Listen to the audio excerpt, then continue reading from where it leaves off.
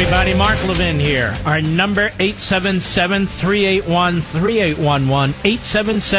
877-381-3811. I hope you'll stick with us.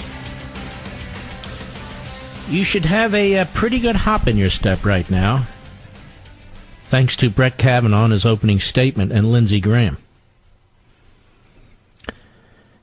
You know, when Dr. Ford was testifying, it was hard to watch cable TV, even our friends. They already gave her a banner to run across the finish line. I've been around too long. I've seen too many hearings. I've actually worked to support the nominations of Robert Bork and Clarence Thomas, and it's not over till it's over, as Yogi Berra used to say. Now, there's a number of problems here. First of all, this entire event is humiliating to the country.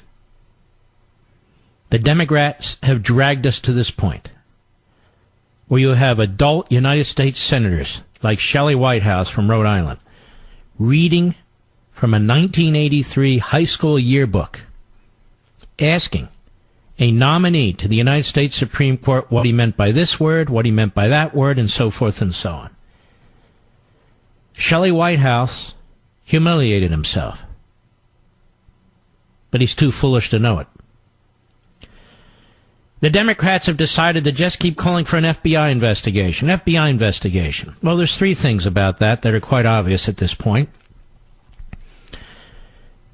As soon as they found out about Dr. Ford, why didn't they raise it with the committee and ask for an FBI investigation?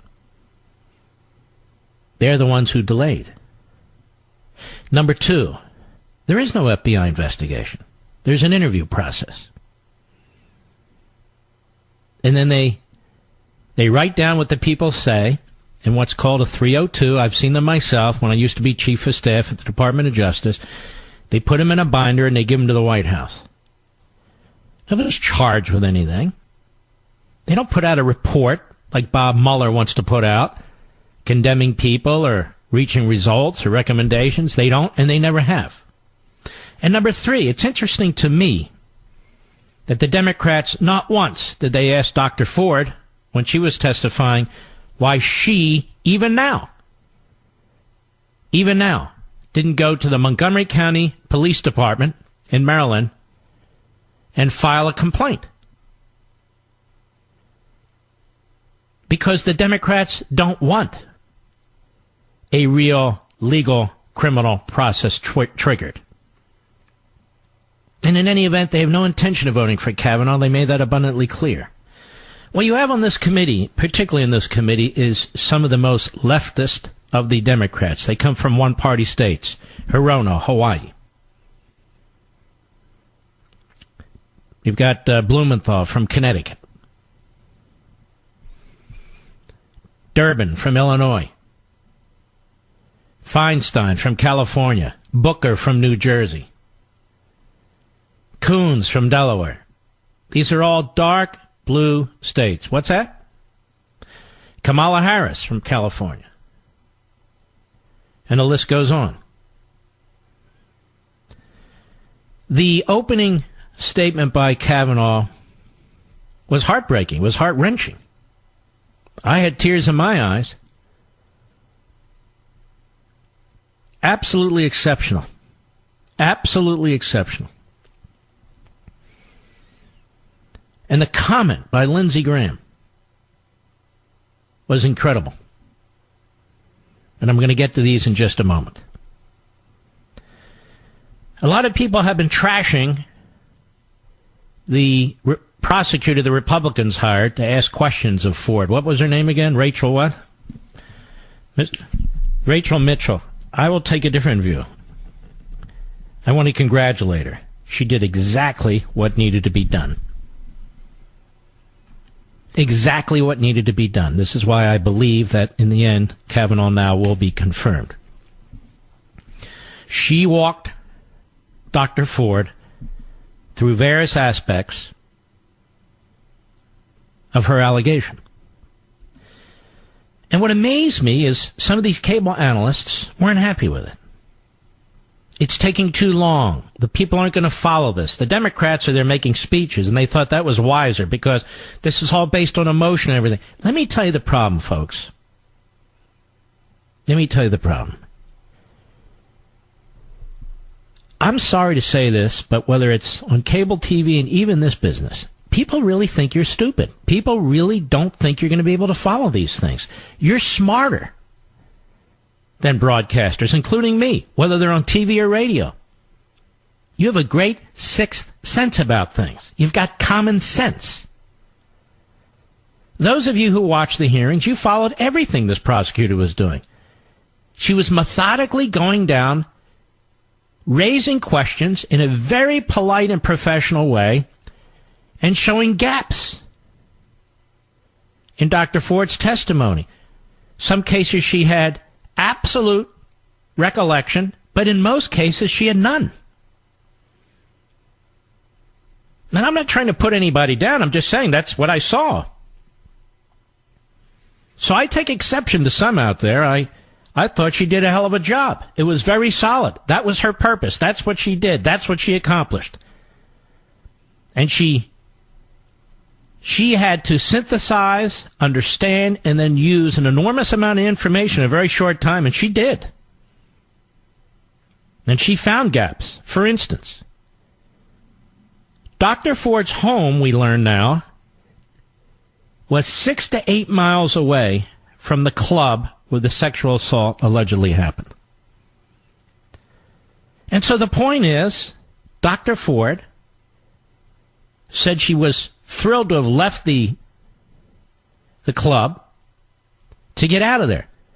Well, you're 6 to 8 miles away. That's where your home is. How did you get home? She doesn't have any recollection whatsoever how she got home. None. I'm just telling you, to me, that's not believable. Who drove you home? We want to talk to that person. Well, I don't know. Did you take a taxi? I don't know. Well, you didn't walk. You were 6 to 8 miles from home. I thought that was revealing. Therapist notes. She went to therapy in 2013, marriage therapy. At no time did she mention Brett Kavanaugh's name in this therapy. At no time whatsoever. So the question was, did she provide a transcript or a copy of those notes to the Washington Post? Dr. Ford doesn't remember. Even though they had this big story, she doesn't remember if she provided a physical transcript or was on the phone with them and just summarized it. Really? This only happened a couple months ago. I mean, these are huge events. I'm not even talking about 36 years ago in this instance. This is a couple months ago. You're talking to the Washington Post? You don't remember if you handed them a document as opposed to summarizing it over the phone? That didn't seem very credible to me. Dr. Ford's people were saying she cannot come to a hearing on Monday because she fears flying. And she can't get here in enough time from California to Washington, D.C. Well, based on the prosecutor's questioning, Rachel Mitchell, she flies all the time. She flies for work. She flies on vacation. She's been to South and Central America. She's been to Europe. She's been to Hawaii. She flies West Coast to East Coast and back on work and on vacation. So these raise little issues, don't they? When you take them in the aggregate. I'm just pointing them out. That's what the prosecutor did. She deserves credit for what she did.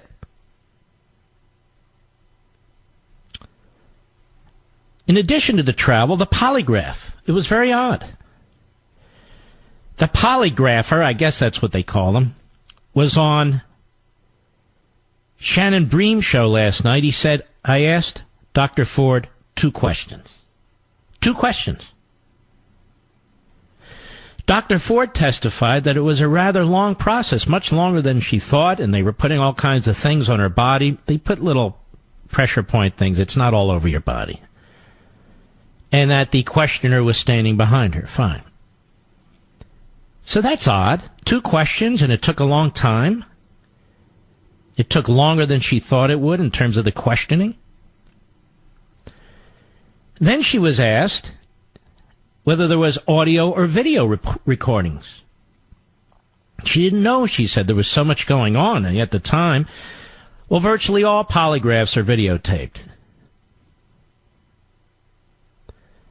But she said, I don't know. Well, did you see a camera there? Well, maybe he did it off a computer. I'm not sure. Now, this is important because the committee has been asking this question, trying to get copies of it. And apparently they can't. Who paid for the polygraph, she was asked. She said she doesn't know. You don't know who paid for the polygraph? No. That's kind of odd, in my opinion. And there were other questions.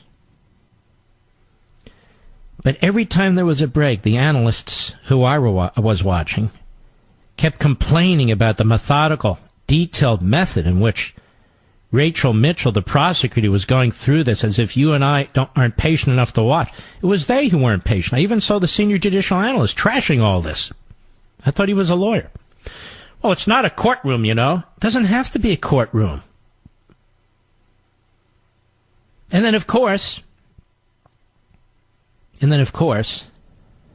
4 witnesses who witnessed nothing. One of her best friends says she never even met Kavanaugh, let alone was at a party. That's the female. The other 3 males say they don't know what she's talking about, that they weren't there either. Now, ladies and gentlemen, at the end of the day and at the end of her testimony, we still didn't have corroboration, we still didn't have actual witnesses, and we still didn't have any evidence.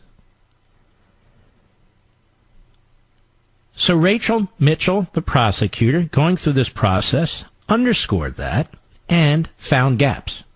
Now, I know this doesn't matter to MSNBC. I know this doesn't matter to CNN. I know this doesn't matter to leftists, but it should matter to you. It should matter to you. I've got lots more. I'll be right back. These are moments that separate the honorable from the dishonorable and the courageous from the cowards. You see the mob, you see the entire culture, you see the society moving in one direction, and you decide, whoa, I'm not going there. I have my principles. I have my intelligence. I have my independence. You watch Cory Booker questioning Kavanaugh now. This is a man who is absolutely a reprobate, trying to put words in his mouth, trying to rush along so he can't explain himself, because the man is such an egomaniac, he thinks this is his way to the White House. Desperation, vilification, dishonesty, apparently is the Democrat path to the White House. The Democrats are destroying this society. We used to call it the civil society. Chasing down senators, members of the cabinet in restaurants, unleashing Antifa and excuses made on CNN by Don Lemon and others. Black Lives Matter, which target cops with their rhetoric and their poison.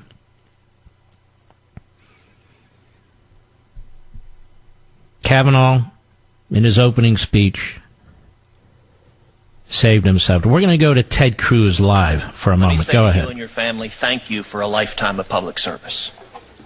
I will say, watching your mother's pained face has been heart-wrenching as she's seen her son's character dragged through the mud after not only your lifetime of public service, but her lifetime of public service as well.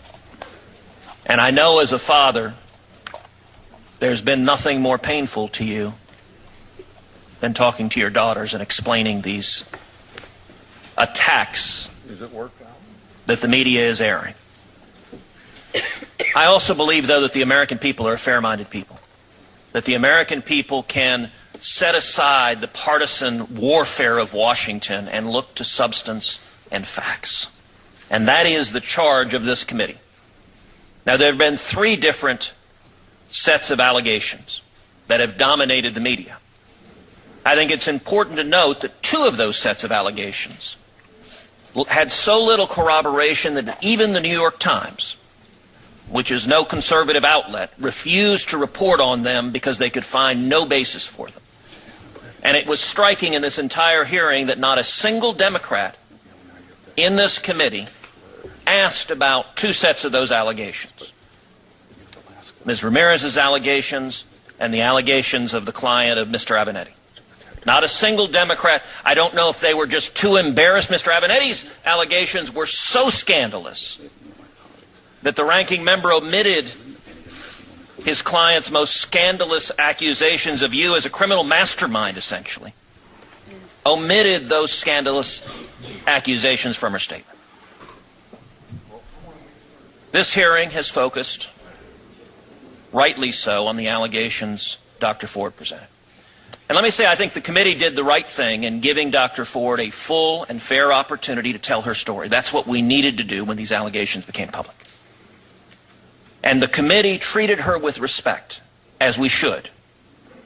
I do not believe Senate Democrats have treated you with respect. What do we know? We know that her testimony and your testimony are in conflict. A fair-minded assessor of facts would then look to what else do we know when you have conflicting testimony? Well, we know that Dr. Ford identified 3 fact witnesses who she said observed what occurred. All 3 of those fact witnesses have stated on the record under penalty of perjury that they do not recall what she is alleging happening. Here's what we're going to do, Mr. Producer, right at this point. We're going to record this. When we come back very soon, after the bottom of the hour, we will finish playing the questioning by Ted Cruz in the Kavanaugh hearings. So stick with us. Lots of breaking news. We'll be right back. Let's go ahead and continue with the Cruz interview. Go ahead. In addition, you've walked through before this committee your calendars from the time. Now, I will say you were a much more organized teenager than I was, and that many of us were. But it was a compelling recitation of night by night by night where you were in the summer of 1982. That is yet another contemporaneous piece of fact to assess what happened. And we also know that the Democrats on this committee engaged in a profoundly unfair process. The ranking member had these allegations on July 30th. And for 60 days, that was 60 days ago, the ranking member did not refer it to the FBI for an investigation. The ranking member did not refer it to the full committee for an investigation. The ranking member, this committee could have investigated those claims in a confidential way that respected Dr. Ford's privacy.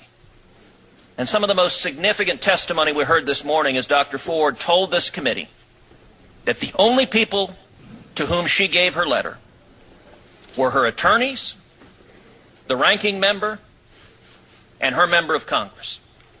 And she stated that she and her attorneys did not release the letter, which means the only people that could have released that letter were either the ranking member and her staff or the Democratic member of Congress, because Dr. Ford told this committee those are the only people who had it. That is not a fair process. And we should look to the facts, not anonymous innuendo and slander. Mr. Chairman, I ask for a point of personal privilege to respond. All right, we'll cut it off here. A friend of mine said, and he's right, that Dianne Feinstein is looking more and more like Richard Nixon. This is her I am not a crook moment, as he points out, because she said, I didn't leak it. Well, did your staff? She turns around to a staff member named Jennifer, and Jennifer says, I didn't leak it. Is that her staff, one person? Well, somebody leaked it. Maybe we need to bring in the FBI. What do you say, Mr. Producer? Yeah, well, the FBI investigate it. I want to get to Lindsey Graham at the hearing. Lindsey Graham has decided, obviously, to move more right, more conservative. Definitely since the passing of John McCain. There's just no question about it, as I observe him. And that's a good thing. And I want you to listen to him. He's had it with the Democrats. They're attacking Kavanaugh. They're bringing up the FBI. And I'll let Lindsey Graham speak for himself, because I certainly can't do any better. Cut 24, go. Are you aware that at 9:23 on the night of July the 9th, the day you were nominated to the Supreme Court by President Trump, Senator Schumer said, 23 minutes after your nomination, "I will oppose Judge Kavanaugh's nomination with everything I have. I have a bipartisan, and I hope a bipartisan majority will do the same. The stakes are simply too high for anything less." Well, if you weren't aware of it, you are now. Did you meet with Senator Dianne Feinstein on August 20th? I did meet with Senator Feinstein. Did you know that her staff had already recommended a lawyer to Dr. Ford? I did not know that. Did you know that her and her staff had this allegations for over 20 days? I did not know that at the time. If you wanted an FBI investigation, you could have come to us. What you want to do is destroy this guy's life, hold this seat open, and hope you win in 2020. You said that, not me. You've got nothing to apologize for. When you see Sotomayor and Kagan, tell them that Lindsey said hello, because I voted for them. I would never do to them what you've done to this guy.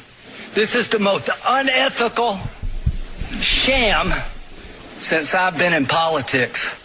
And if you really wanted to know the truth, you sure as hell wouldn't have done what you've done to this guy. Are you a gang rapist? No. I cannot imagine what you and your family have gone through. Boy, y'all want power. God, I hope you never get it. I hope the American people can see through this sham, that you knew about it and you held it. You had no intention of protecting Dr. Ford. None. She's as much of a victim as you are. God, I hate to say it, because these have been my friends.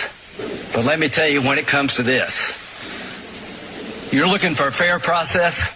You came to the wrong town at the wrong time, my friend. He wasn't done. 25, go. Do you consider this a job interview? The advice and consent role is like a job You interview. consider that you've been through a job interview? I've been through a process of advice and consent under the Constitution. Which Would you say you've been through hell?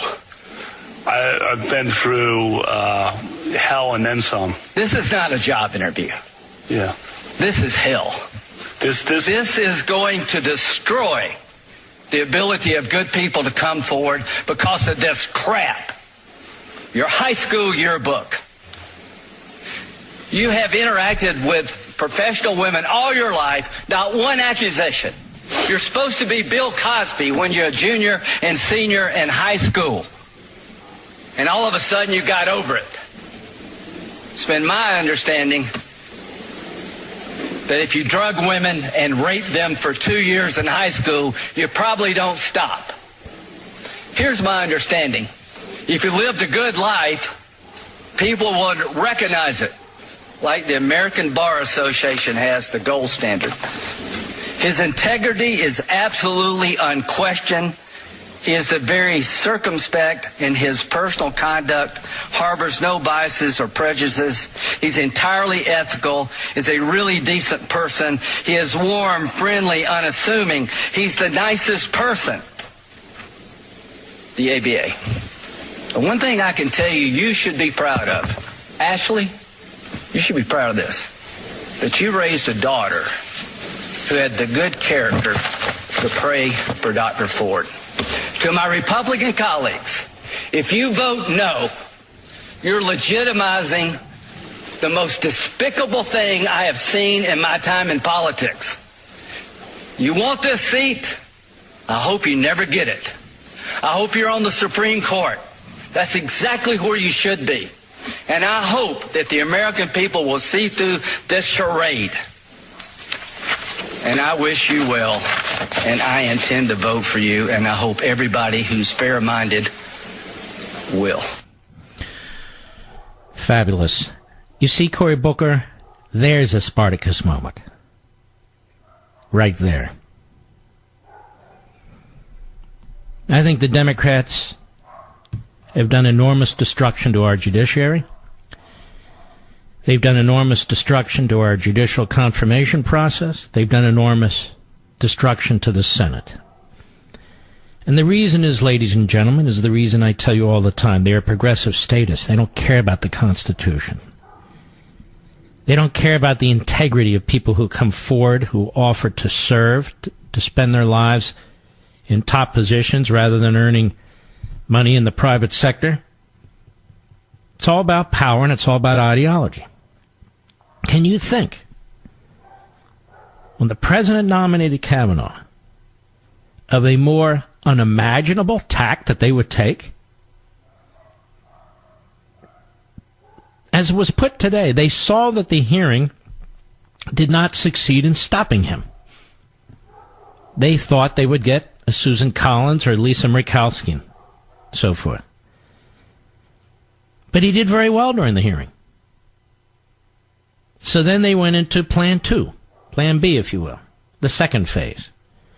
That's why they sat on Dr. Ford's letter.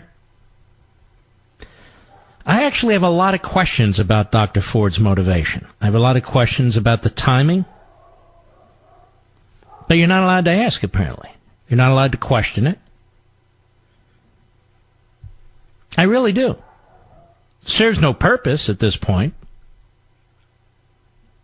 Serves no purpose at this point. The Democrats today on the Senate Judiciary Committee at this hour, soon to be 7 p.m. Eastern Time, look glum. They look glum. That everything they tried failed. The problem is they created a precedent for future Democrats. And they'll always ratchet it up and ratchet it up and ratchet it up. They've created a precedent. You thought Bork, and then Clarence Thomas, and then the others, and then they go even here. It's funny that the Democrats didn't mention the latest allegation. Isn't it? Interesting. They need over-the-top allegations, but this last one was so over-the-top about so-called rape trains every weekend for 10 weekends, and the accuser would leave college and go to this high school party every weekend where these things occurred. Nobody knows what the hell she's talking about. Can't think of a single witness, single perpetrator, of course, except for Kavanaugh and his friend Mark Judge. How convenient. And I want you to look at the media. The media have run with everything. The media actually had NBC News, and I read it to you last night. A breaking story, an anonymous letter from an anonymous accuser with anonymous witnesses and an anonymous daughter. And that was on NBC News website. You had cable channels, among others, running with the second accuser, Ramirez. No witnesses, no corroboration, no evidence, reluctant, but the Democrats dragged her forward. And as you've heard by now, even the loathsome New York Times has such low standards, but high enough, apparently, that they wouldn't take the story. So who did? Ronan Farrow and Jane Mayer. Jane Mayer, known to be a hitman on the left. Ronan Farrow, clearly in this case, a befuddled buffoon. A moron. Because of politics. And then Dr. Ford shows up. She's the first. Then Rachel Mitchell, the prosecutor for the Republicans, despite what you're hearing by many, through very careful questioning, exposed numerous gaps in Dr. Ford's recollections and so forth. Then comes Brett Kavanaugh. The analysts, including on our favorite network, senior judicial analyst, says it's all about credibility. It's all about politics. It's all about motion. Well, that's not the way I go. It's all about the truth. Only in a courtroom. No, that's not true. Your home's not a courtroom. School's not a courtroom. And you expect the truth from people, don't you? You demand it. It's all about the truth. They didn't have much faith in Kavanaugh. You should have heard some of the analysts. He's way behind. He's way behind. Like we're watching a baseball game. He's way behind. It's going to be difficult for him to catch up and come out the winner here. And even if he does, if it's 50-50, he still loses. I had to shut it off. I put on C-SPAN. C-SPAN. It's often like how I watch the UFC. They never shut the hell up, so I turn the volume down, I mute it, and I just watch the guys fight. And the gals, too. But the media helped create this spectacle. They're already reaching conclusions about what must be done before the hearing, during the breaks in the hearing. And there's one analyst in particular, I won't mention her, she used to work in the Obama administration, who's such a predictable hack. Whenever she shows up, I got to turn it on. I'll be right back.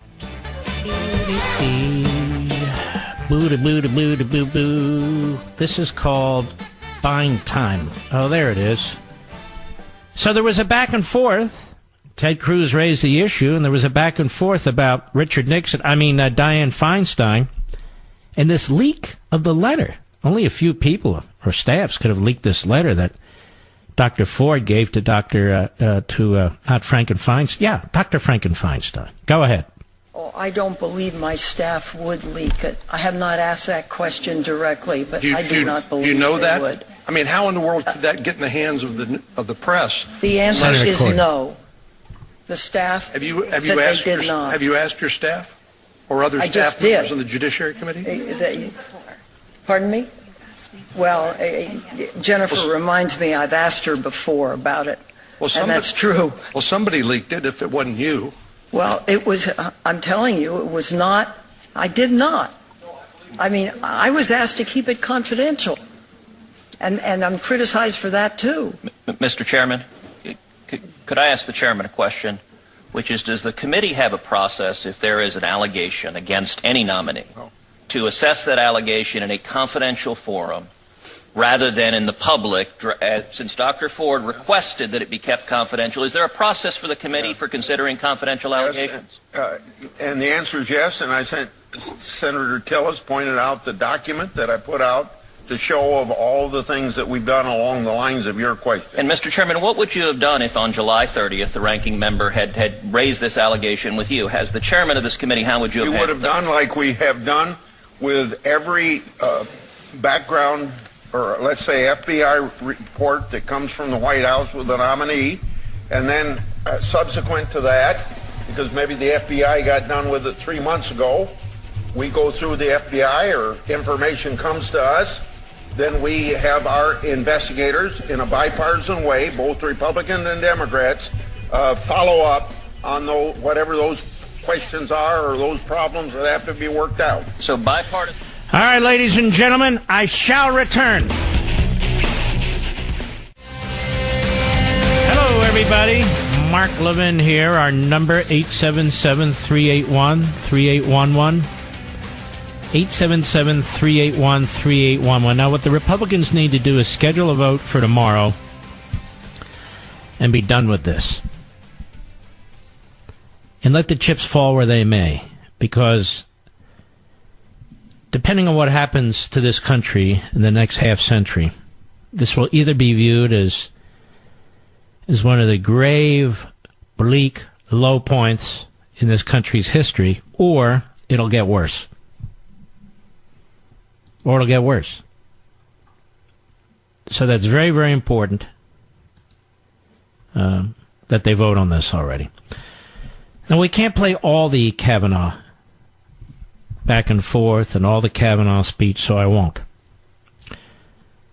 But I'd like you to hear 22, Rich, Kavanaugh at the hearing today dealing with Patrick Leahy, who is and has been for many decades detestable. Cut 22, go. Now, you talked about your yearbook. That's Patrick Leahy. Go ahead. In your yearbook, you talked about drinking and sexual exploits. Did you Now keep not? something in mind. His yearbook, this is 1983, his high school yearbook. His high school yearbook. It's just incredible, is it not? Go ahead. Senator, let me take a step back and explain high school. I was number one in the class. Freshman. And I thought no. I thought only the Senate. You got this up. I'm gonna talk about my high school. No. I'm gonna let him answer. I'm gonna talk about my high school record. If you're gonna sit here and mock me, We were. I think we were all very fair to Dr. Ford. Shouldn't we be just as fair to Judge Kavanaugh? Say. I busted my butt in academics. I always tried to do the best I could. So I recall I finished one in the class, first and freshman and junior year, right up at the top with Steve Clark and Eddie Ayala. We were always kind of in the mix. I played sports. I was captain of the varsity basketball team. I was wide receiver and defensive back on the football team. I ran track in the spring of '82 to try to get faster. I did my service projects at the school, which involved going to the soup kitchen downtown. Let me finish. And going to tutor intellectually disabled kids at the Rockville Library. Went to church. And yes, we got together with our friends. Does this reflect what you are? Does this yearbook reflect your focus on academics and your respect for women? That's easy, yes or no. You don't have to filibuster the answer. Does it reflect your focus on... I already said the yearbook in my opening statement. The yearbook Judge, is obviously... Just wait a minute. He's asked the question. I'll give you time to answer it. The yearbook, as I said in my opening statement, was something where the students and editors made a decision to treat some of it as farce and some of it as exaggeration. As a matter to lay here up. All right. Let's take it from the top a little bit, because I think you'll be very pleased with how Kavanaugh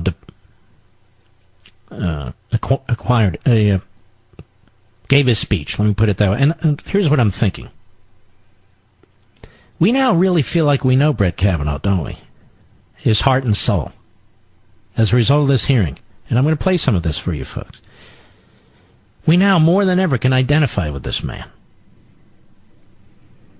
That he's a real human being with a family and so forth. Let's start at cut 16. Go ahead.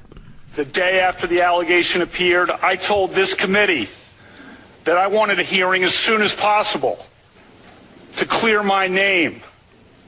I demanded a hearing for the very next day. Unfortunately, it took the committee 10 days to get to this hearing.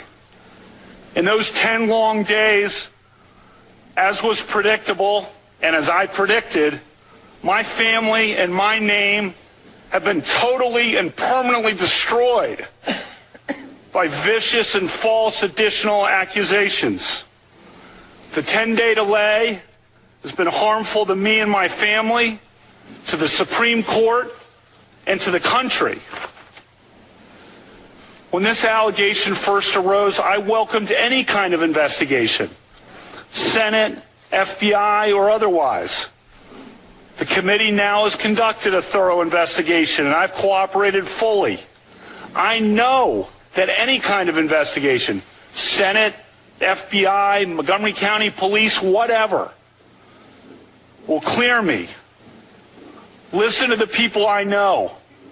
Listen to the people who've known me my whole life. Listen to the people I've grown up with and worked with and played with and coached with and dated and taught and gone to games with and had beers with. And listen to the witnesses who allegedly were at this event 36 years ago. Listen to Miss Kaiser. She does not know me. I was not at the party described by Dr. Ford. This confirmation process has become a national disgrace.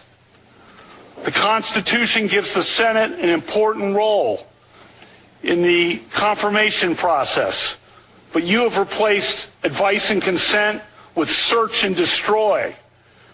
Since my nomination in July, there's been a frenzy on the left to come up with something, anything, to block my confirmation.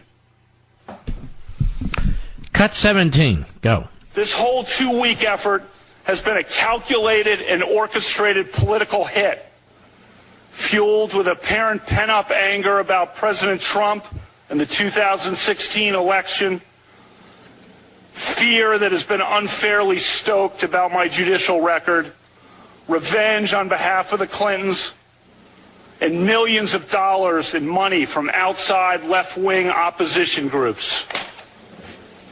This is a circus. The consequences will extend long past my nomination. The consequences will be with us for decades. This grotesque and coordinated character assassination will dissuade competent and good people of all political persuasions from serving our country. And as we all know, in the United States political system of the early 2000s, what goes around comes around. I am an optimistic guy.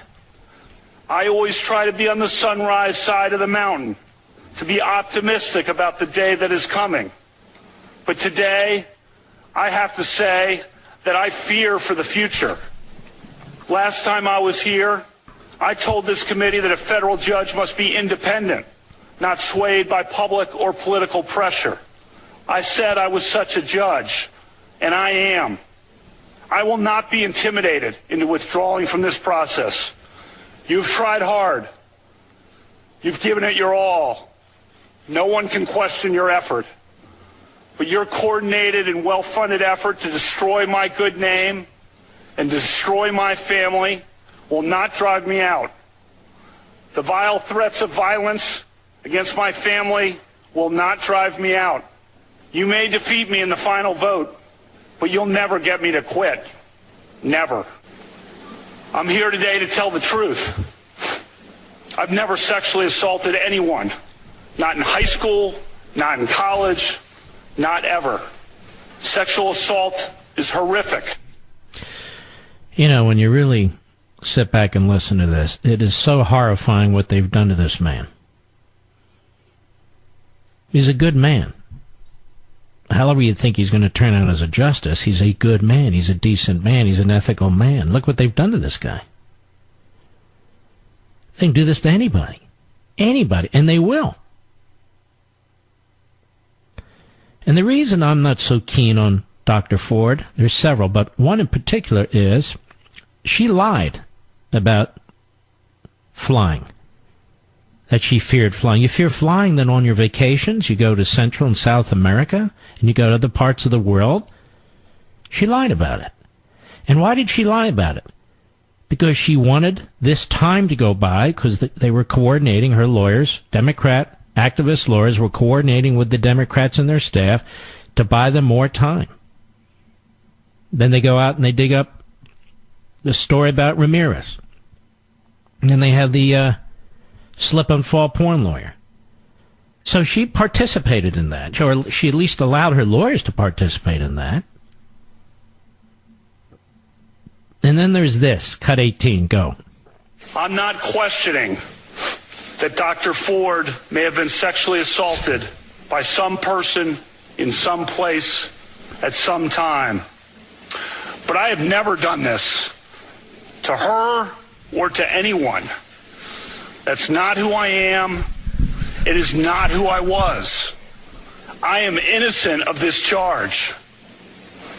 I intend no ill will to Dr. Ford and her family. The other night, Ashley and my daughter Liza said their prayers, and little Liza, all of 10 years old,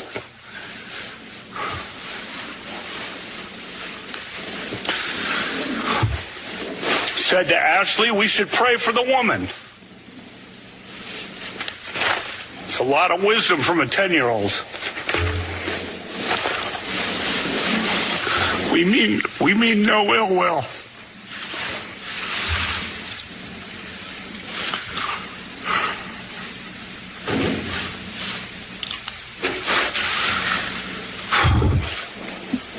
First, let's start with my career.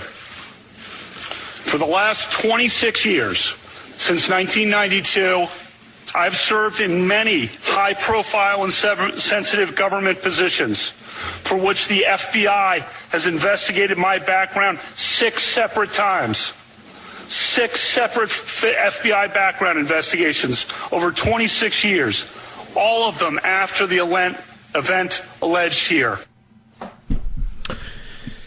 Absolutely heartbreaking that an individual is nominated to the Supreme Court and has to be treated like this. You going to sit home on Election Day, ladies and gentlemen? I mean, at the federal level, this is all we have. The ability to vote. They say their base is all fired up. You know, I look across the landscape. I look at great men and women who are running for public office right now and who are behind. I look in Florida, the great Ron DeSantis, who they've smeared. The Democrat Party, working with the media and vice versa, have smeared this man.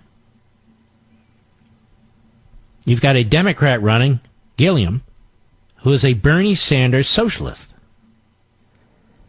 And he's 6 points ahead. Because they're trying to convince individuals in Florida, in the minority community, that Ron DeSantis is a racist. He hasn't done a racist damn thing in his life. Because this is what they do. The kind of treatment you see with Kavanaugh is done all over this country. All over this country. Look at what they've done to the President of the United States. Look what they try to do to him. Day in and day out. Please keep in mind, the media have pushed this agenda. Brian Stelter over at CNN, Don Lemon over at CNN, among others. The whole conga line of freaks and frauds over there at MSNBC. NBC pushed an anonymous letter from an anonymous woman with anonymous witnesses and an anonymous child. It was news.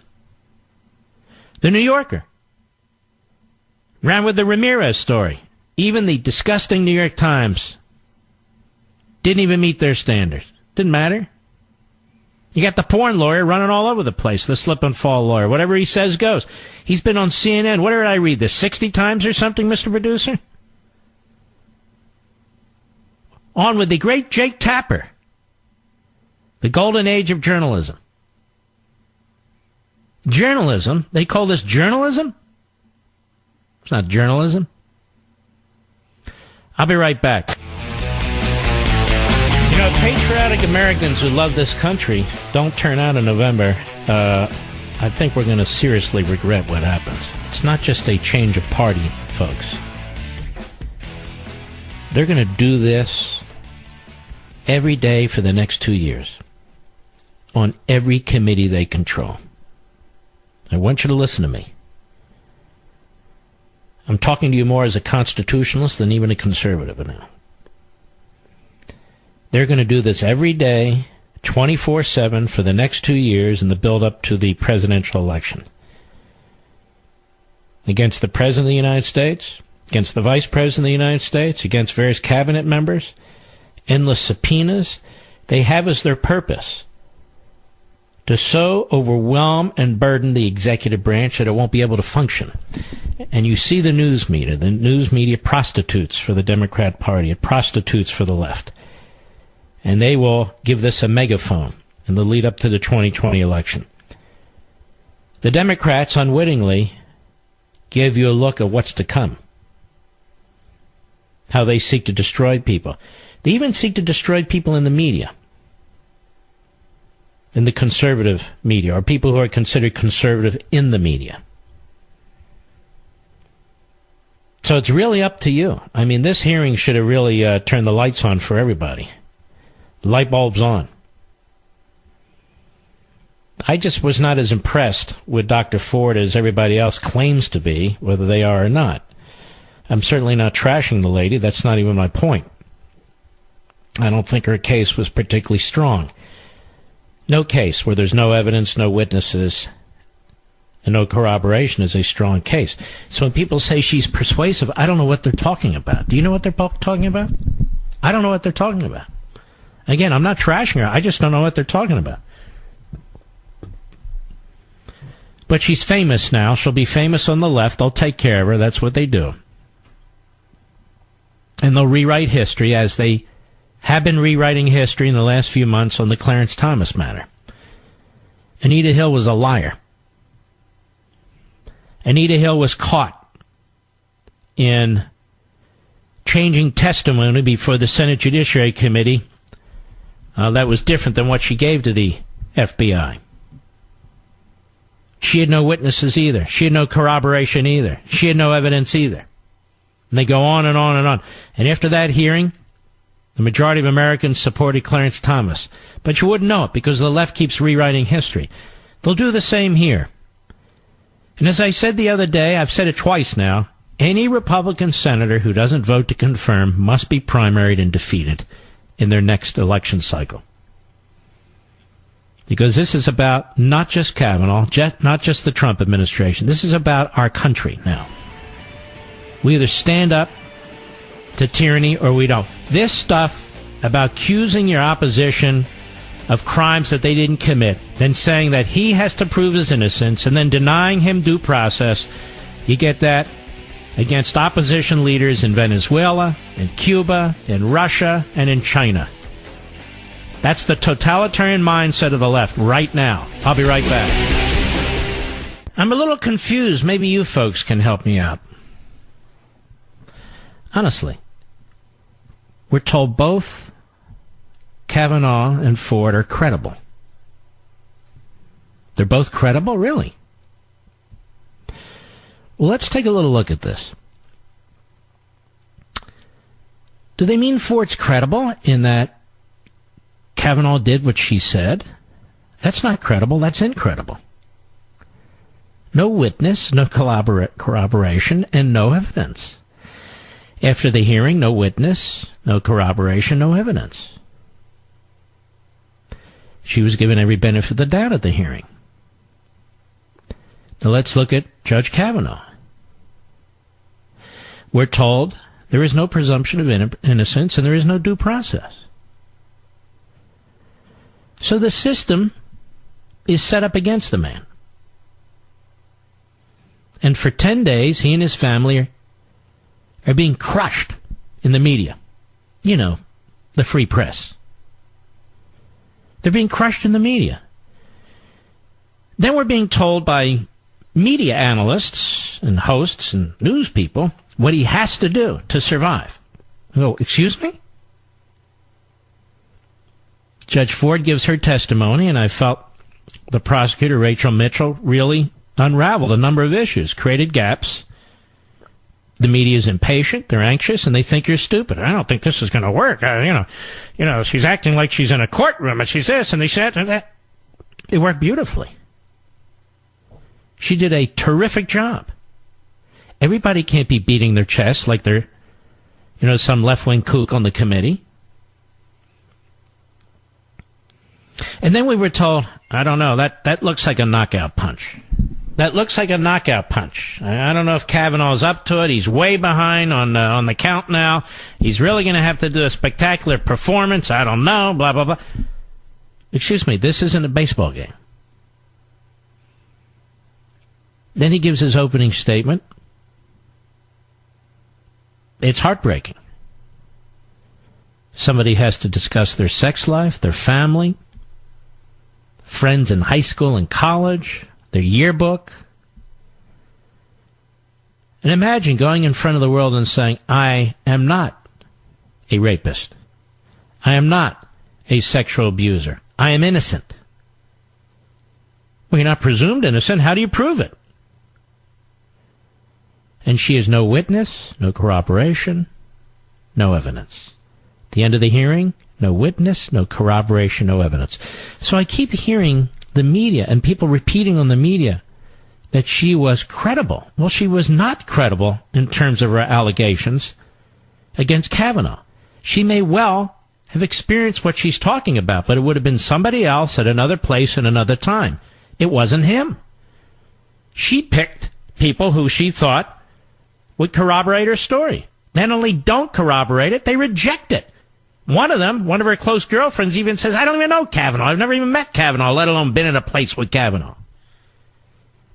This is important. It's important information. It's incredible that we're here, isn't it? It's disgusting. They're disgusting. The left's disgusting. These Democrats, they're disgusting. I can't wait till they take over the House, you know? I can't wait till they take over the Senate. What do you think? I can't wait that they put more of their left-wing kook types on the federal judiciary. Well, it's up to you. I mean, it really is. President can only do so much. It's up to you. It's your country, too. Those are your children and grandchildren, too. And I'm going to do something that I don't normally do, except I did it earlier this week. I'm going to answer, yet again, the Democrats on the committee who, as if they have Tourette's, keep going on about an FBI investigation. Need an FBI investigation. Need an FBI investigation. And I want to remind them that one of their great heroes, the low IQ, always stupid Joe Biden, took a different position. Mr. Producer, go ahead. The next person that refers to an FBI report as being worth anything obviously doesn't understand anything. FBI explicitly does not, in this or any other case, reach a conclusion. Period. By the way, what an idiot. A conclusion. Period. Here's a guy who cheated in law school. And yet he's held up. Right? He's held up as this great, wonderful, nice man. And look at Kavanaugh. Look what they've done to him. I tell you, it's just, it's so dishonest. Go ahead. So, Judge, there's no reason why you should know this. The reason why we cannot rely on the FBI report, you wouldn't like it if we did. Because it is inconclusive. They say he said, she said, and they said. Period.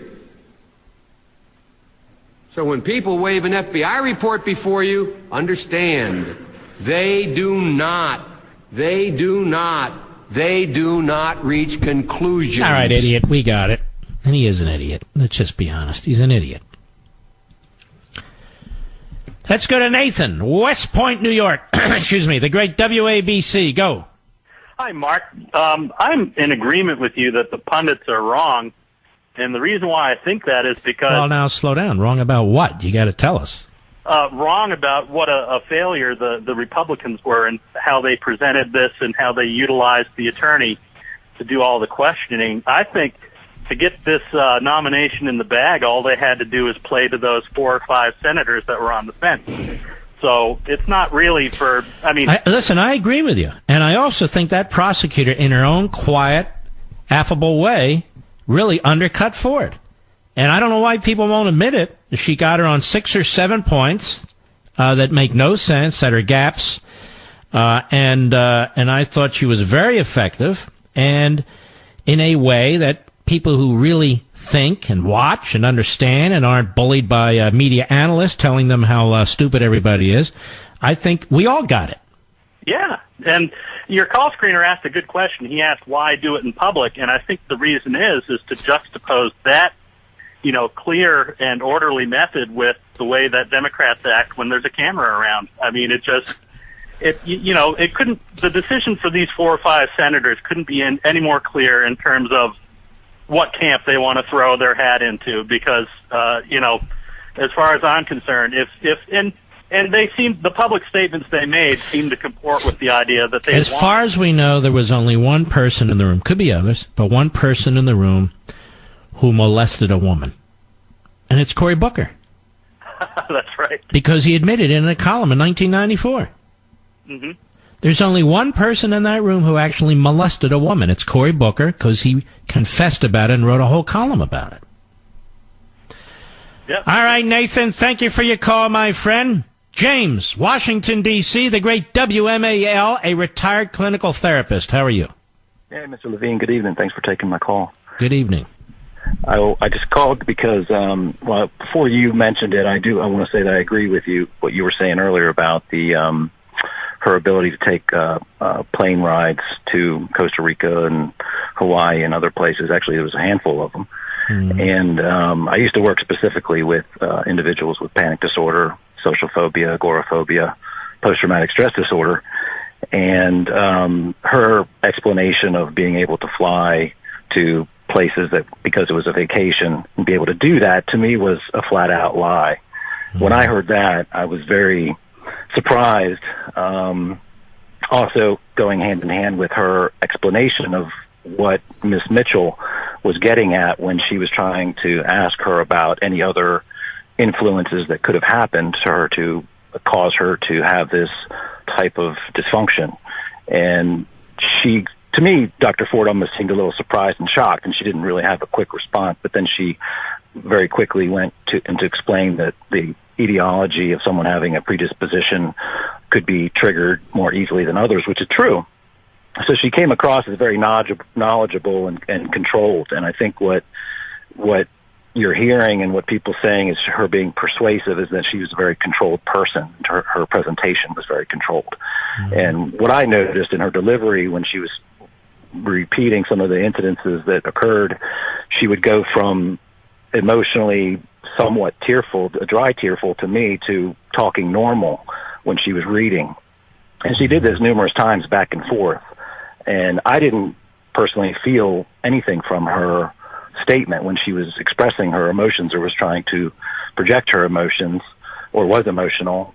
I did when I heard Kavanaugh speak. I didn't actually get to see him speak, but I heard it on the radio, and I could feel it when he spoke. But when she spoke, I didn't feel anything at all.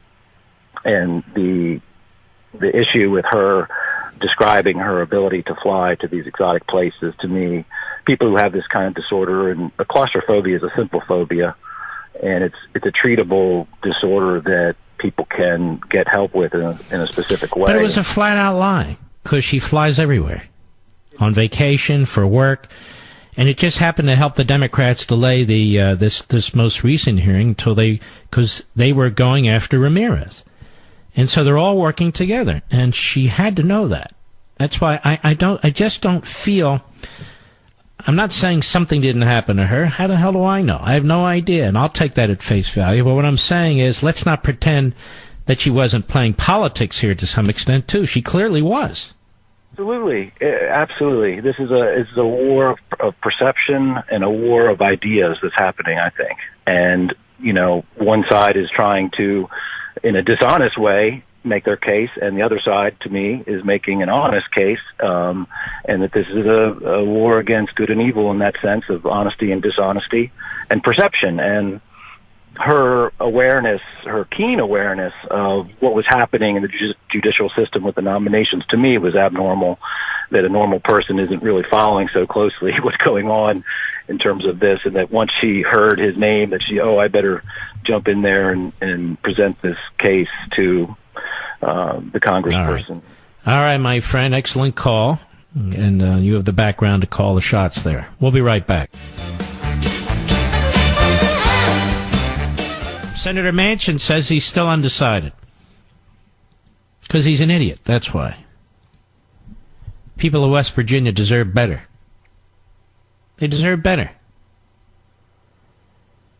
Let's go to Jim, Flint, Michigan, Sirius Satellite, trucker friend. How are you, sir? Hi, Mr. Levin. How are you? I'm good, thank you. I wanted to share a little straw poll I did at the truck stop. Before I do that, I wanted to tell you I am a Levinite, and I'm proudly a Levinite. You have the best shows. You have the best shows. But at the truck stop, there was a dozen or 15, maybe a little more people. A few came and went during the time, but we watched the hearings on the big screen in Michigan. And at lunchtime, or not at lunch, but when they took the break between her, Dr. Ford, and Judge Kavanaugh, I asked everybody in there, some were male, some were female, some black, some white, how many people think she's telling the truth? And unanimously, every person in that room led me to believe that they believed her. We watched the rest of it, and at the end of his opening, I looked around the room, and the comments were unbelievable. That, I mean, he hit a grand slam of grand slams. Mm-hmm. But at the end of the hearing, I asked them all, I said, now how many people think he's guilty? Not one driver in that room thought he was guilty. So I sufficed it to say to them, so you people in here, is it fair to say you all think something bad happened to her, but you all think that they got the wrong guy? And it was unanimous. Yes, that's right. And I said, how many people believe the Democrats used this for politics and they threw her to the wolves and were just as unfair to her as they were to him? That, again, I believe was unanimous in the room, and I think we're going to see that across America. I told your call screener I'd like to share that with you. Well, that's excellent. I appreciate that, Jim. And be careful out there, 18-wheelers all over the place. You know, I was taking a shortcut home from, New Jersey. Actually, it was New York at the time, near the Catskills. And taking it backward, I think it was Route 78. You ever take Route 78, Mr. Producer? Through Pennsylvania and everything? Well, obviously, it is a road that truckers are on with their 18-wheelers because there are stops like every 3-4 miles. And I'm on this Route 78, and I'm heading towards Virginia, and I'm saying, wow, I've never seen so many 18-wheelers in my life. They're all around the place. And they really were. So I gave myself a gift. You know what I did, Mr. Producer? I pulled off on one of these places, and I went to Burger King.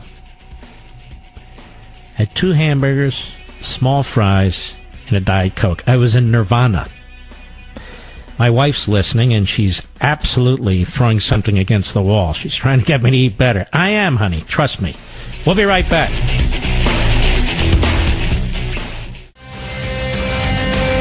Hello, everybody. Mark Levin here. Our number, 877-381-3811.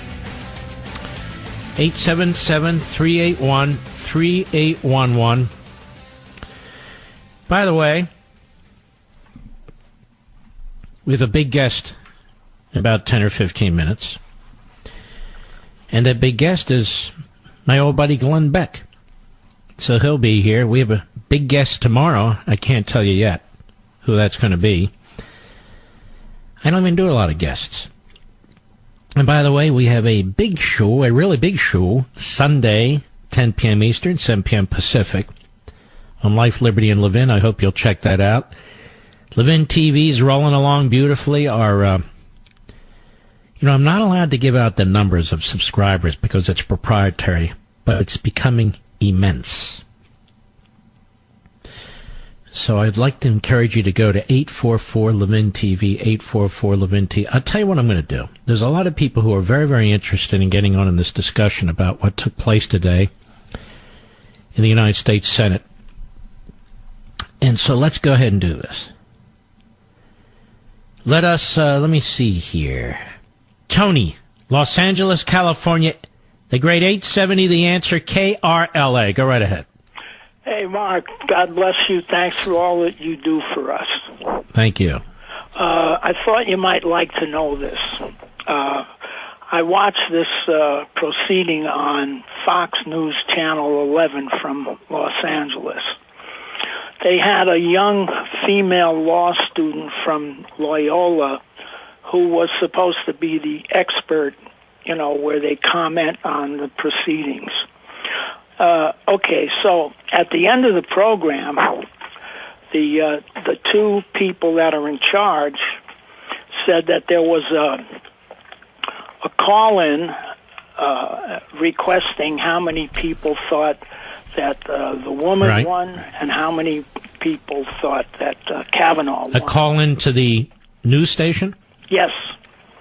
Okay, so this is after the proceedings finished. Nobody had seen Kavanaugh at this point. 42% said they believed her, and 58% they said they believed Kavanaugh. Now, by the way, this is exactly the sort of thing that happened on a grander scale. A poll was taken after the Clarence Thomas hearings with Anita Hill, and Clarence Thomas, same thing. But then they rewrite history over a period of time. It's drip, drip, drip with the lies and all the rest of it. So I understand, but the 2. What did you think? Did you watch the hearing? Yes, I did. Well, I thought this woman was very suspicious in a lot of areas.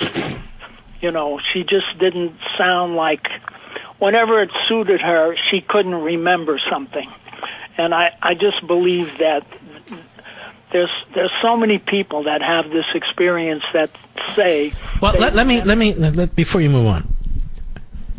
Why do we have to believe her allegation here against Kavanaugh when she provides nothing? Don't have to. But I know, but when you hear reporters, they're very careful to say, she's very believable. And so we say things like, well, maybe it happened somewhere else with somebody else, and that's certainly possible. But we have to make that argument. In other words, she, her lawyers, the Democrats, the left, have not made their case because they provide nothing to support it. Well, I'm 80 years old, and I'm from back east. Yeah, I spent a lot of time in New York. I was born in New Jersey. Anyway, at the end, the two talking heads, the girl says to the guy when they announce the numbers, I don't believe this. How is this possible? What's wrong with these people? Yep. And they go into this crap. So I called the station to try to talk to the manager and say, these people are just Democratic operatives. I always thought that Fox News was supposed to be fair. That's not Fox News. It's different. There's the Fox News channel, and then there are local Fox stations that have nothing to do with the content of the Fox News channel. Connected in any way. Did you hear what I said? Yes, I did. All right. So, well, they're connected by ownership, but that said, they're completely separated by editorial decisions and so forth. So we can't trust anything then. No, that's not what I said. I said the Fox News channel and the Fox stations are separate. I heard you, but for people like me who thought Fox News was this Fox News like you're on and et cetera, you just clarified that, so I got it. All right, my friend. Thank you for your call. I appreciate your input. Dan, Colorado Springs, XM Satellite, go. Hey, good evening, Mr. Levin, first-time caller. I just want to say I admire... Really? How many beers have you had, sir? Oh, probably at least 2 today, but I guess I'm a normal person. Well, that means you had less beer than old Ted Kennedy. Good point, sir. I just want to say I admire your guts and fortitude and putting yourself on the line on a daily basis to bring the fight to the left. So I appreciate that, sir. Thank you. I have one observation and a point I want to make. Today, Judge Kavanaugh came out fighting. He didn't follow his prepared statement, and he was effective, I think more believable. And by the way, that was very smart of him to do that, because they were laying in wait, which is what the left does. Absolutely. He didn't allow himself to be bullied, especially with Senator Leahy.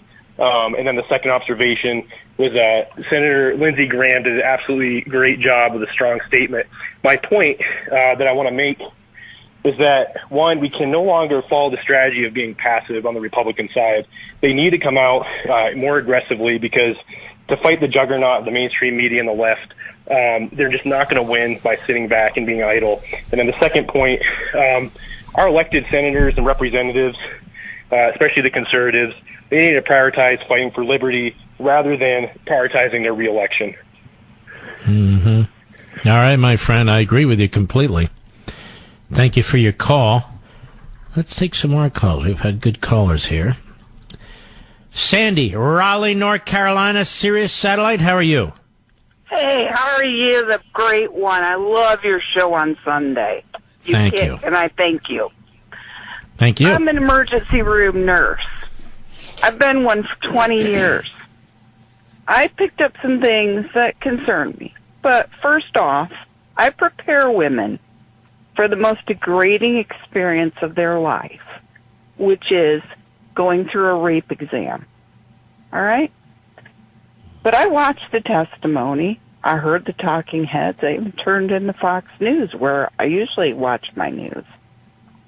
And there were some things said there. Number one, the big tip-off for me was she came in, she said she was so nervous, but she asked for caffeine. Coffee. That doesn't... Maybe she slept in. I don't know. Maybe she was up at night being coached. I have no idea, but that was a tip-off. The other interesting tip-off to me right off the bat was when the doctor asked her, can you tell me what your biggest fear was? What haunts you after that event? And she said, well, actually, it's them laughing at me. That was my big tip-off. Because anyone who has been through a trauma, she says that she had a hand over her mouth, apparently Judge Kavanaugh's hand over her mouth. Yeah, we got to go soon, so, yep. She couldn't breathe. All right? But We're reversing the tide. We're reversing the tide for women. And it's a bad thing. All right, my friend. Thanks for your call. I'm not sure I understood all that. But that's just me. Vicky, Heartland, Wisconsin, the great WISN country. Go. Oh, hello, Mr. Levin. It's an honor. Hello. I was interested in the hearings today, and I listened to the statements, both of the statements.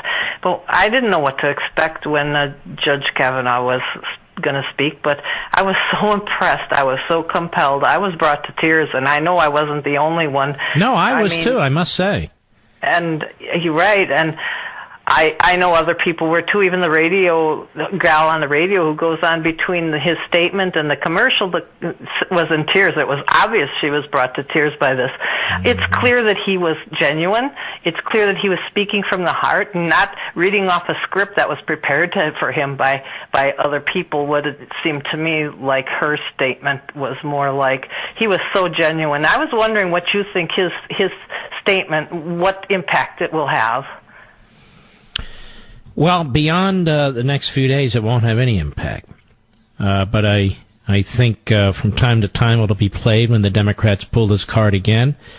But in the immediate future, I think it'll have an enormous impact. I think that he has won himself the confirmation.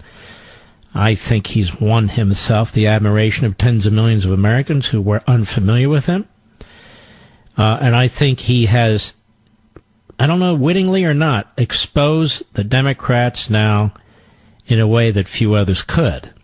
This entire grotesque episode has done that. And I'm hoping and I'm thinking that conservatives and Republicans and smart independents are out there looking at this and saying, good Lord, I don't want any of these people controlling anything. I better make sure I get my ass out to the polls when election time comes. Things going to inspire conservatives and Republicans to get well, out I don't there know. And vote. I hope so. If this doesn't, I don't know what will. Talking about the Supreme Court. I mean, that's a big deal. You're talking about the conduct of the Senate. You're talking about if they take the House, what they're going to try and do to the President of the United States. And make no mistake about it, the reason they trash this president is because they hate us. They hate tens of millions of us who put this man in the presidency. So this is a war against half the country. And if the other half turns out and we don't turn out, it's more than shame on us. We're going to be screwed big time. Thank you for your call. We'll be right back. Glenn Beck, how are you, my friend? Good, sir. How are you? I'm Always doing good to hear from the great one. Well, thank you. You know, every year, come hell or high water, you and I speak. But I really want the public to know we really do like each other. I know. It just slips through our fingers at times. Yes. Well, you watched these hearings today. Oh, my gosh, yeah. And I've read your outstanding book, Addicted to Outrage, and we have it up on my sites now. Thank you. There really is an overlap, isn't there? Yeah, there's a big overlap. I mean, I think Lindsey Graham was right in the pocket today. There is a time for outrage, and there is righteous indignation. There is a time to say, knock it off. Do you not have any shame at all? We've had enough. But that only is effective when you play it the way I believe the Republicans have played the entire day, and that is with grace and dignity. Give Professor Ford a hearing. Don't call her names. Treat her with respect. And then when the other side is not doing that, then your righteous indignation in your outrage can be played, but kept under control. And I really, truly believe that what Lindsey Graham said, and quite honestly, I think the way Kavanaugh even handled himself, spoke to a lot of people, including independents, who see, wait a minute, I'm a fair-minded person. I don't like this game of politics, but this isn't right. I don't want this standard for me. I don't want this standard for my son or for my daughter or anybody else. This is wrong. And that's when we win. That's when outrage is good and can win. Addicted to Outrage is the book. It's a great new book. But the Democrats are always outraged, as best as I can tell. See, that's the key, though, Mark, is this postmodern movement. We were in the progressive era. The progressive era is over. We're now in the postmodern era. And the idea of the postmodernist using social justice is to stop all reason and logic, to overturn the era of enlightenment and what everything basically our founders did, everything that created the Western civilization, including mathematics. You'll hear them say that mathematics is racist somehow. That's postmodernism, and they want to dislodge us from logic, and by pushing and pushing and pushing and getting us to be outraged, we shut down our reason centers. And it's typical. I mean, it's a human trait, but we have to watch that and not play into it, because we only accelerate what they're trying to do. How this hearing was handled today is spot on the way it should be handled. You need to go in, be calm, be rational, and when it comes time, lower the hammer. But don't lower the hammer. When they're being ridiculous, it's better to laugh them off. Mm-hmm. Better to laugh them off. Stand your ground. Do not retreat. Do not give in. But don't play their game, because their game circles around chaos. And with our anger, it only makes that worse. Hollywood is always angry. These supposed comedians at night, they're always angry. I know. That's part of the problem, isn't it? And they're losing. But I really think, Mark, that is a losing game.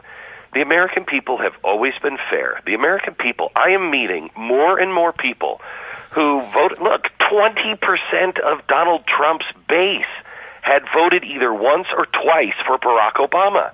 They don't buy into this stuff.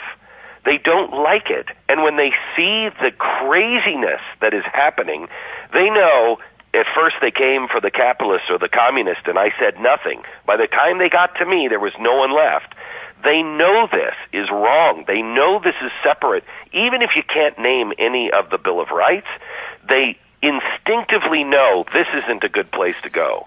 We must be the people of good cheer, of Ronald Reagan, but strong, not backing down from where we stand and the principles that we have, but not playing into the same game of calling names, pointing fingers, and being outraged, because people don't want to be around that. They're looking for a safe haven, and I believe there are more and more independents and Democrats that have just said, I can't do it. There might be crazies on the right with the Nazis, which are technically on the left, and there's Antifa. I don't want either one of these. Mm-hmm. And the more the Democrats attach themselves to that outrage, anger, and Antifa, the weaker they're going to become. We have to know our game and play it wisely and calmly. Have we always been addicted to outrage, or is this really a new thing? I think the combination in, if you look at the first part of the book, it has a lot of the science behind, outrage, and it talks about how these social media is in by design addicting us. They want us to be addicted to their devices and social media. And so it's gotten much, much worse, and it's harder to break. We are getting dopamine hits by calling each other names on Twitter.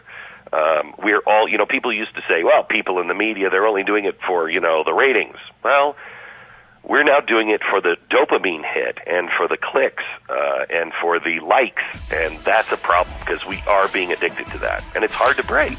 Can I carry you over the break and ask you a question, which is, how do we fix this? Can we fix this? All right, the book is Addicted to Outrage. You can get on Amazon.com, go to Mark Levin Show Facebook, Mark Levin Show Twitter. It's there. It's a great book. I encourage you to get it. And we'll be right back with Glenn Beck. Well, it looks like the Senate Republicans have had enough. They're going to move forward with a vote in the Judiciary Committee tomorrow. They're going to deal with a bunch of procedural votes on Saturday. And then on Monday, they're going to have a cloture vote. That is to shut down all debate at that point and to vote on the nomination, hopefully Monday, and get it done and get it through. That's good news as far as I'm concerned. Now, the question is, Glenn, at least for me, the question is, okay, how do we fix this, or can we fix this this addiction to outrage? I think we're running out of time, Mark. I mean, you know, you and I, for years, we've been worried about the country. I'm worried about the entire Western world now. I think we are. We're in a. I think today was a pivot point. I think today is going to be remembered as a day where we either started to move back towards sanity, or we just became completely unhinged, and the West slipped through our fingers. But the way to do it, and it's in the book, and I urge you to read it. Right now, we are debating all of the small things. We're angry about all the small things, and we don't seem to care about the big principles at all. And so the first thing we have to do is remain calm, rational, don't fight with hate or name-calling, because, as you will understand in the book, that's exactly what they're trying to get you to do, and it only accelerates the process of destruction. So instead, make sure you start talking about the big ideas. For instance, Kavanaugh. This isn't about Kavanaugh or Ford. Why are we arguing? Half the country thinks she is totally credible. The other half thinks he's totally credible. We're not going to. There's no way to solve this. So what is it really about? This is really about due process.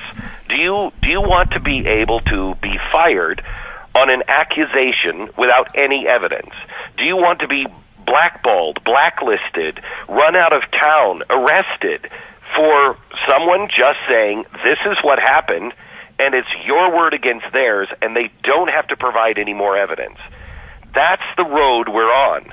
So it's easier to talk about the big principle and say, look, in this particular case, it's he said, she said.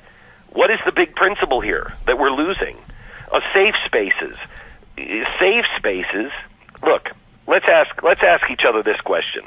Do we prepare our children for the road ahead, or do we think it's a better idea to prepare the road for our children as they move forward?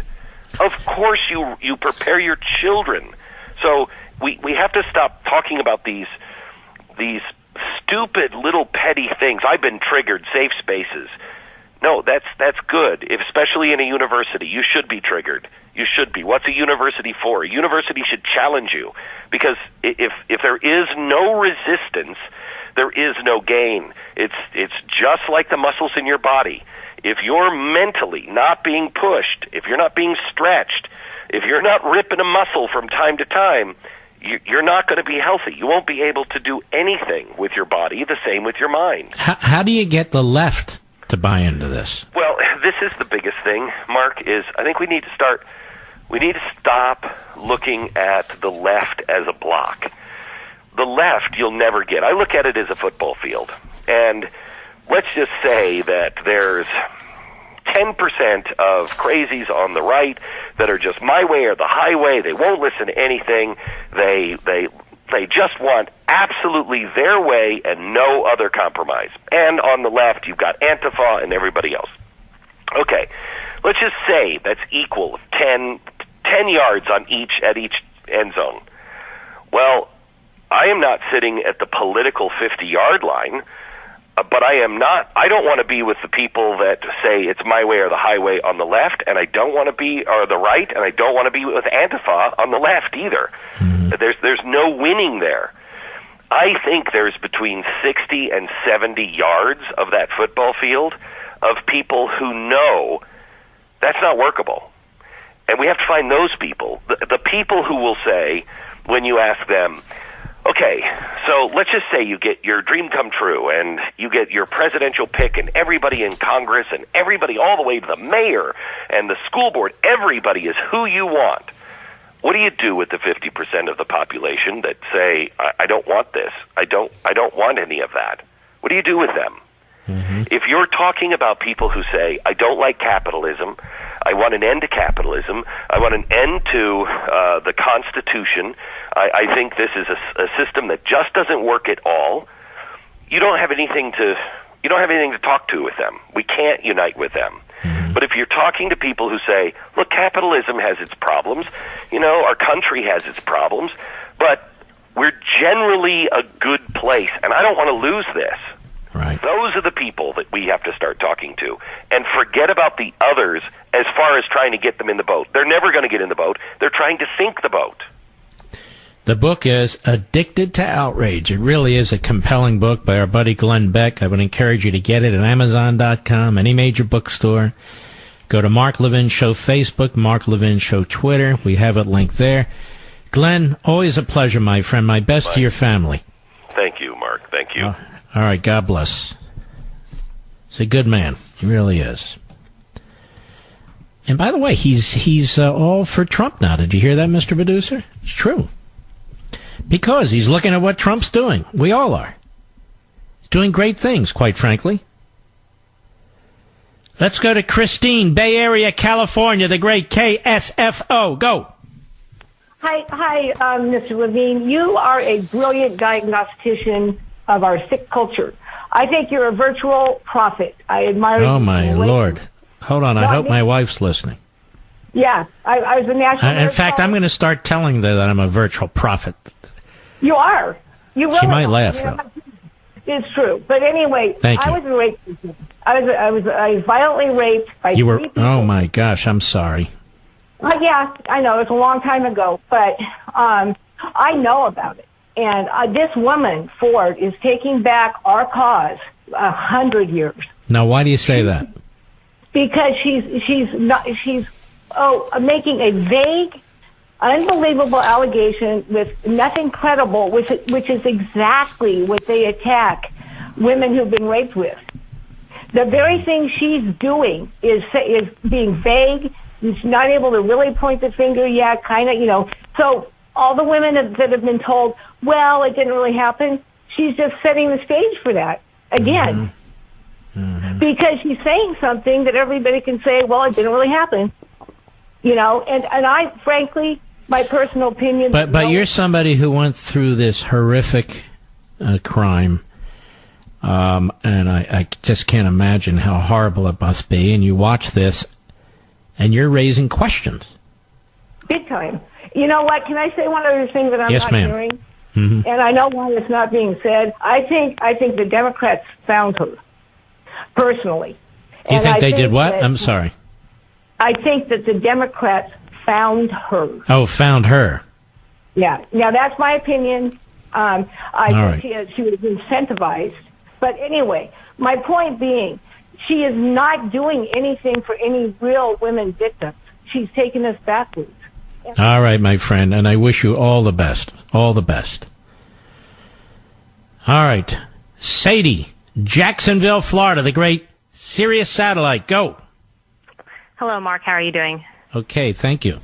Okay, I'm personally sickened about all of this, but I want to speak some hope because I really do feel like this is going to backlash on all the Democrats. I was listening to Breitbart this morning, and there was a caller that called in. She claimed herself an independent, but she said she lived in a predominantly liberal area, filled with liberals, and all of her women friends, huge numbers of them, this was this morning before today. They were in great fear for their husbands and their sons over this. And if they were that fearful before, can you only imagine how much what they could be thinking now after today? And I really do feel like this is going to backlash on the Democrats. I really, really do. I hope so, because it is a world that they're creating that is tyrannical and fascistic and horrifying. That all the rules go out the door, all the rules that have been developed over centuries, that we have embraced as Americans, all out the door. They apply everywhere to everyone else. Terrorists, mass murderers, rapists, everything else. But when it comes to the Senate Judiciary Committee and how they conduct themselves, according to the Democrats, we're going to follow Stalin's rules. That is a big problem. And you're right, because what's going to happen now is colleges and universities are going to see this. Other such institutions are going to see this, and this thing could catch on. I really do hope so, for the hope of our future. If not, I'm fear for my children where we're going to end up. I'm with you. All right, my friend. Thank you. We'll be right back. Just remember the 3 no's. Dr. Ford has no witnesses, no corroboration, and no evidence. Now, that's a pretty weak case. None of it. Even people she pointed to say, I don't know what she's talking about. So they flat out refute it. And yet, look how close the Democrats have come to destroying Kavanaugh. I would urge you Levinites out there to politely and civilly give a call to Susan Collins' office and Lisa Murkowski's office. If you're rude or obnoxious, you're going to hurt us. So if you're in that mood, don't call. But otherwise, tell them. Do the decent thing. Do the right thing. We've had some excellent callers, so I figure we'll go back. Lee, Los Angeles, California, the great KRLA, and I'm going to tell you, the phone lines are burning out there in Los Angeles and this in the metropolitan area. Go ahead. Some of us are still conservatives out here. We just keep our mouths shut. Mark, and by the way, including my kids and grandkids, but go ahead. You know, as I was watching this thing today, I realized the Democrats have 2 faces, and they're the same at the core. They just look different. The mobs in the street have physical power, and if you disagree with them, they'll assault you physically. But these Democrats that we saw today are the same in terms of power and wanting to control us, but they're wearing suits and dresses, and they're speaking. They're not yelling and screaming, they're speaking in different tones, but it's the same. And the thing is... Except for Cory Booker, there's an exception there, but go ahead. Sui generis, not in a good way. But, yes. You know, if one wants the future of our beloved country, I don't want to be ruled by zealots. These people are zealots. These are the ones that Glenn was talking about with you, who cannot be reached. They want the power, and that's it. There's only one way. It's their way or else. And else can go anywhere. Else leads to very bad things that we all know. And that's what, as I was watching, I mean, I felt, you know, somehow I haven't articulated it to myself until I watched this today. I mean, I knew that the politicians were, you know, were the way they were, and I knew that the mobs in the street were the way they were. But you don't have to wear masks to be a mob. All right, my friend. Very, very, very well put. Very articulate. I appreciate it. Back to KRLA. Howard, Los Angeles, California. Go. Yes, Mark, I was struck by Senator Blumenthal's lame attempt to use the falsus in uno falsus in omnibus, saying that if you are false in one part of your testimony, you shouldn't be... Well, I wouldn't be so quick to disagree, because in his own case, he lied about his service in Vietnam. He never set foot in Vietnam. So if he lied about that, then hence he lies about everything. Yes, that's the point I was going to make. I didn't know that. I apologize. Mark, Go ahead. I told you. He didn't tell me. He didn't tell me. Did you, Mr. Coles? No. We're just of the same mind here. Yes, I told him that, and that. You know, I was not surprised that Kavanaugh didn't take him on that, but I was a little bit disappointed that one of the Republican senators didn't chime in on that. And I'll tell you, I was a little disappointed, but not very much, that one of the Republican senators didn't say, you keep bringing up the FBI, we should go to the FBI. How come none of you asked Dr. Ford why she hasn't gone to the Montgomery County Police Department, which actually would handle a matter like this? How come you didn't ask her that? Yep, exactly. I'm of a like mind with you on Mark on many things, and like you, I've met you several times at the Reagan Library. One thing that keeps me here, or I'm a practicing lawyer here in Los Angeles, that like you, I have 2 beautiful grandchildren in California, and that's frankly why we're staying. Well, I think mine are going to be leaving soon. I'm not 100% sure. My son, my daughter, son-in-law, grandchildren, I don't know. But I will always love certain areas of California. I remember when the state wasn't ruled by the left-wing commie kooks. The Reagan Library is a spectacular place. We will be back there when my next book comes out. We salute our armed forces, police officers, firefighter, and emergency personnel. Thank you. Wonderful callers. Wonderful audience. I'm very, very blessed. We'll be here tomorrow. Don't miss it. We have a huge guest tomorrow, by the way. See you then.